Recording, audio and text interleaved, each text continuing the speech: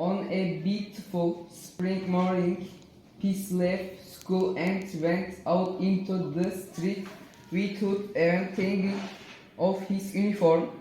He was not thrilled of getting the same warnings every time, and although he rushed home just before his mother came home, he did not have time to change his clothes. Mother opened the door of the house with the key. The sound of the knock made him feel both peaceful and anxious at the same time, because of the feeling of being scolded. He missed his mother all day long. In fact, he would occasionally think of her at school. He also loved to tell every moment he did at school. His mother would listen to him patiently despite all her fatigue. Sometimes she would fall asleep while listening to him.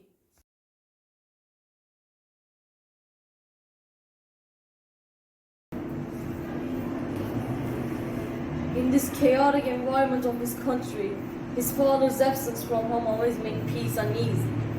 Peace did not get along with his sister at home. According to him, she was selfish and cold-blooded. When his mother was not at home, he would say that he was hungry, but his sister's indifferent answers would get on his nerves. At those moments, Peace couldn't help thinking that he wished he was older. Whenever he got into an argument with his sister, she would say, "You're a leader, shut up, don't answer me." And even if he was right, she would suddenly make him wrong. In fact, there were 4 years between him and his sister, but these 4 years would multiply for her and make her even more authoritative than his mother, since they shared the same room. Peace had many disadvantages. For example, only his sister was authorized to listen to music. His sister always decided on the order of the books and the placement of the furniture. Even though Peace didn't care about these things, he was secretly jealous of the room he couldn't control. Sometimes he would say to his mother, "When will I have a separate room? Mom, I'm tired of staying in the same room with my sister." Here mother would reply in her sweetest way, "When you go to university, when 8 months passed, the room belonged only to Peace."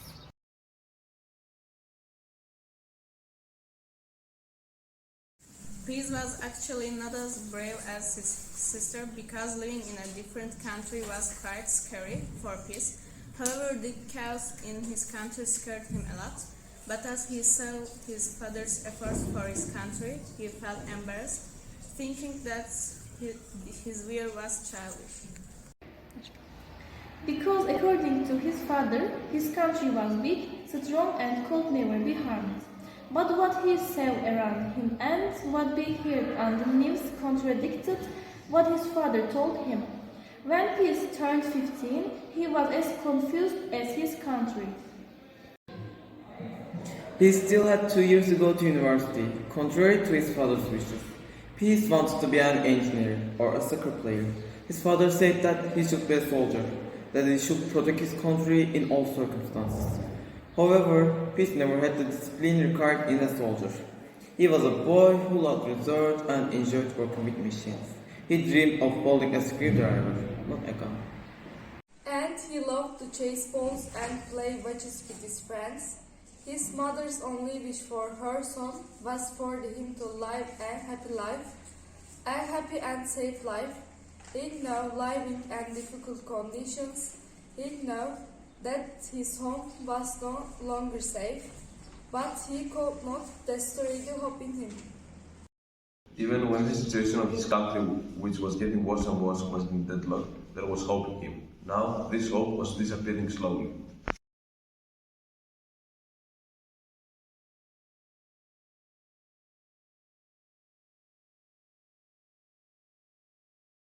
In fact, his father was also very worried about what was happening.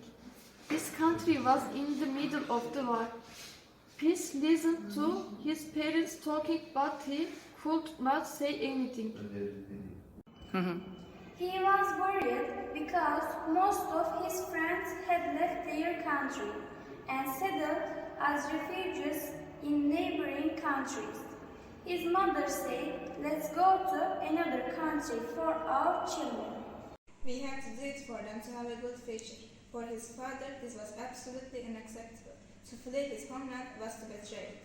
Never, he said a lot. I will stay in my homeland at any cost and my children will stay here. And we will be refugees in another country. What we will do in a different country. I will never leave. I will not run away like a coward and use my children as an excuse and leave my country. We can't do it. Then let's send peace to my sister. After his country is safe, maybe we can go too. We will stay with my sister until the war ends, said his mother. Listening to the conversation, Peace came to his parents and said, let's go to my sister. Let's live there. It was very different because his sister was studying with a scholarship in the country of their dreams and staying in the dormitory of the school. According to Peace, his life was tough, however. It was almost impossible for them to enter country where his sister lived. Mother said, there is 1 month before the exam, so I hope it will not be postponed or cancelled, because I believe you will win like your sister. But the exam could be cancelled at any moment. Peace blamed himself for this truth, because what would happen to his family if he went to another country to study? He couldn't leave them here. Let's go all together. I don't want to go with the exam. Peace said, let's go to another country together and live there, or I can't stay here with you. Both my parents looked at me in shock.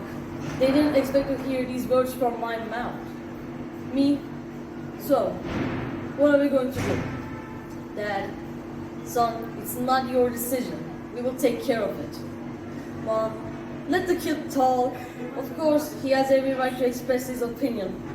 What do you want, my child? I want to live. I want to be free and alive. I don't want to die. I want to have a quiet life with my family and follow my dreams. I am not going to anywhere. I will stay. We can't leave you. We will stay too. No, you will take the kid and leave. I will not risk the lives of my child and wife. Then Mom packed our things. We got ready, said goodbye and left him. 10 years later, here I am. I returned to the place where I was born, now an adult, standing in front of my destroyed house. The war destroyed everything in my hometown, but now they have started to rebuild everything they have made, and they have made great progress.